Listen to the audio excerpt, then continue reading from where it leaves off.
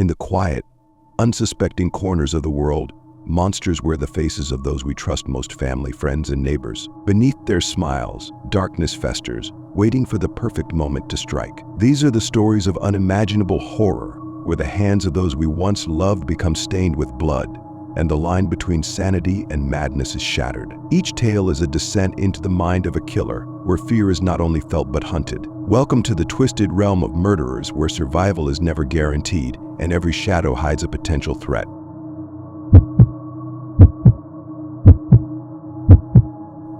I grew up in a funeral home, a place where death lingered in the air, where shadows seemed to stretch and twist unnaturally. From a young age, I was accustomed to the cold, quiet corridors lined with coffins and the scent of fading flowers. It was my home, my sanctuary, though I never fully escaped the feeling that something unseen was always watching. When I was about 15, we received a call that would forever change how I viewed the world. A man, his voice cracking with a mixture of grief and something darker, informed us that his wife and infant child had been brutally murdered. Their lives had been snuffed out, leaving behind only whispers of what could have been. The crime scene was a puzzle, a labyrinth with barely any clues. It quickly became the talk of the town, the headlines screaming of a monstrous act.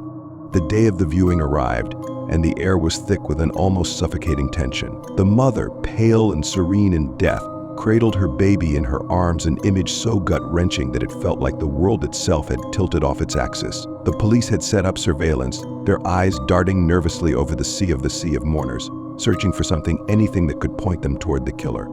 I was asked to help, to do something that felt trivial but necessary. My task was simple: gather the flower cards one by one, and periodically approach the grieving husband to ask if he recognized the names. My heart raced each time I approached him. He was a shattered man, or at least, that's what he wanted everyone to believe. His hands trembled slightly as he held the cards, his eyes hollow and distant. I would then photocopy the cards and return them, all the while feeling the weight of his gaze on me, as if he could see through me, see into the darkest corners of my mind. The police confided in me, in their own cryptic way. They had an eyewitness. They said a tiny, fragile thread that might lead to the truth. But the witness was just a 3-year-old girl, her innocence barely intact after witnessing something so horrific. She had seen a man leaving the house on the day of the murders, and somehow she recognized him. As the days dragged on, the truth slowly began to unravel, like a thread pulled from the edge of a tapestry. The girl's tiny, trembling voice pointed to someone close, someone trusted, the husband's best friend. I could feel the chill in the air deepen as the truth came to light. The friend and the husband had made a twisted pact, a grotesque agreement to murder each other's families and then escape with their secretaries, leaving behind a trail of death and betrayal. It was sick, it was terrifying, and yet it was real. One of them cracked under the weight of guilt, or perhaps fear of the noose tightening around his neck. Both men were arrested, their lives now tied to the haunting testimony of a 3-year-old girl, whose innocent eyes had seen the true face of evil. The friend, the husband, they went to prison, where they would rot, forever haunted by the faces of those they betrayed.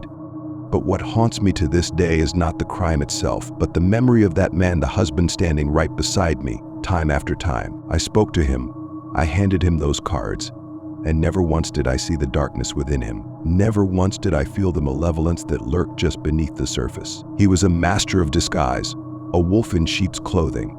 I don't think I ever looked at life the same way after that. The shadows in the funeral home seemed to grow darker, more menacing. The walls seemed to close in, and every creak, every whisper of wind felt like a reminder that evil can hide in plain sight, wearing the most convincing mask of all: grief.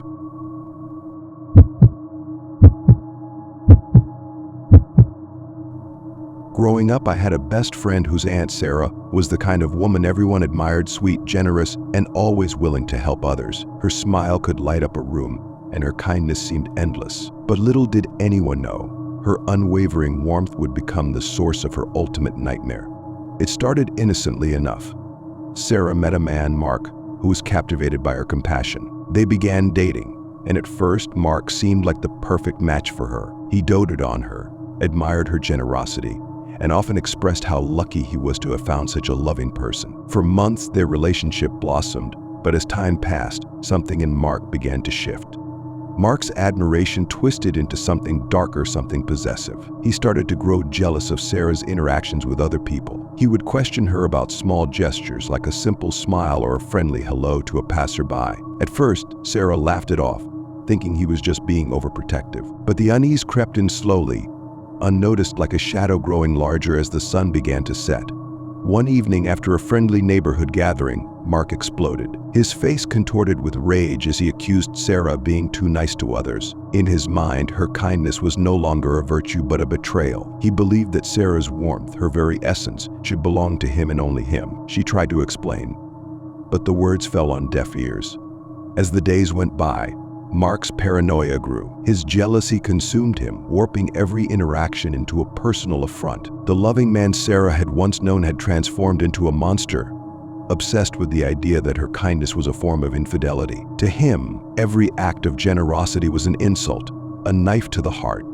And then, one stormy night, it all came crashing down. Sarah came home late, having spent the afternoon helping an elderly neighbor with groceries. When she opened the door, she found Mark waiting, his eyes dark and hollow, his hands trembling with barely contained fury. He accused her of cheating, not just with one person, but with the whole town. His voice echoed through the house, filling every corner with venomous accusations.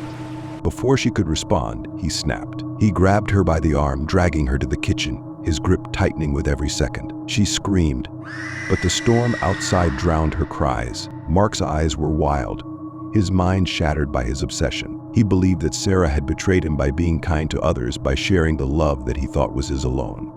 In a fit of madness, he grabbed a heavy iron skillet from the counter and struck her across the head. She fell to the floor, dazed and bleeding, her vision blurring as she tried to crawl away. But Mark wasn't done. He knelt beside her, muttering incoherent accusations as he reached for a carving knife. Sarah, still conscious but paralyzed with fear, watched in horror as Mark plunged the knife into her chest. The pain was unimaginable, but even worse was the realization of what he was doing. Mark was cutting out her heart slowly, methodically, while she was still alive. To him, this was the ultimate act of control. He believed that by removing her heart, he could possess all of her love, all of her goodness, forever. As the life drained from her eyes, Mark held her heart in his hands, a grotesque symbol of his twisted devotion. The next morning, the police found Mark sitting in the kitchen, covered in blood, cradling Sarah's heart like a prize. His eyes were vacant, his mind broken beyond repair. He kept whispering the same words over and over: "She was mine." Sarah's death shocked the community, and whispers of the gruesome details spread like wildfire. Some said they could still hear her cries on stormy nights, echoing through the streets. Others claimed that Mark's spirit lingered, unable to rest, still consumed by his twisted obsession.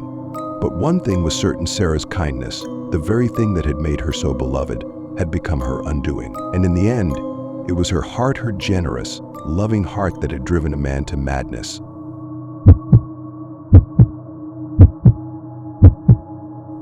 Samantha had always felt that her family was the perfect picture of happiness until that night when everything shattered into a grotesque nightmare.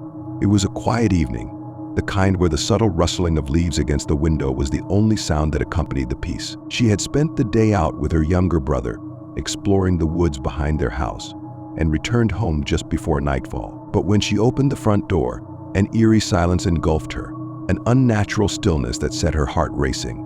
The smell hit her first, a strange metallic stench mixed with the dampness of decay. She paused in the entryway, her younger brother tugging on her sleeve. His innocent eyes hadn't yet sensed the terror lurking in the air. "Stay here," she whispered to him, her voice barely a croak.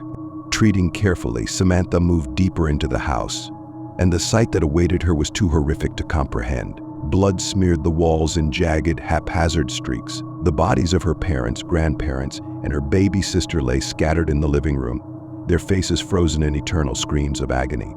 Her hands trembled uncontrollably, bile rising in her throat as she took in the carnage. Every family member was butchered, their lives extinguished in a brutal massacre. Her mind raced what had happened.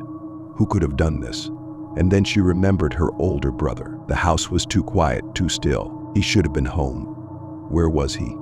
Fear wrapped its icy fingers around her as she realized she had not yet checked upstairs. But something stopped her, an instinct, a feeling deep in her gut that screamed at her to stay put. She took one last glance at the bloody staircase, her legs frozen in place. For some reason, she couldn't make herself go up.